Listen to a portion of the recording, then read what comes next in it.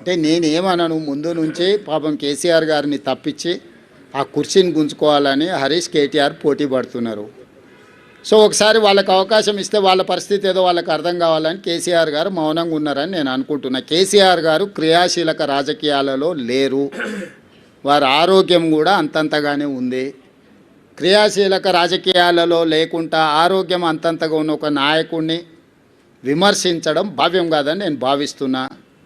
కేసీఆర్ గారి క్రియాశీలక రాజకీయాలకు వచ్చినప్పుడు తప్పకుండా వారి పట్ల నేను స్పందిస్తాను.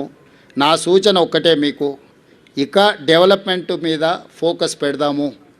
రాబోయే 2 సంవత్సరాలు ఫోకస్డ్గా మన రాష్ట్రాన్ని అభివృద్ధి చేసుకుందాము, సంక్షేమ పథకాలు అమలు చేద్దాము, రాష్ట్ర ఆదాయాన్ని పెంచుకుందాము, వనరులను సమకూర్చుకుందాము, అభివృద్ధికి సహకరించండి అని ప్రధాన ప్రతిపక్షం హరీష్ కేటీఆర్కి చెప్తున్నా, కేంద్రం నుంచి నిధుల కోసం సహకరించమని కిషన్ రెడ్డి గారికి చెప్తున్నా. మనమందరం కష్టపడతాం, మీరు కూడా ఈ కష్టాన్ని గుర్తించి ప్రజలకు చెప్పండి అని మీకు కూడా విజ్ఞప్తి చేస్తున్నా. అంతే తప్ప ఇంకా రాజకీయ విమర్శలకు తావు లేదు, అవసరం లేదు.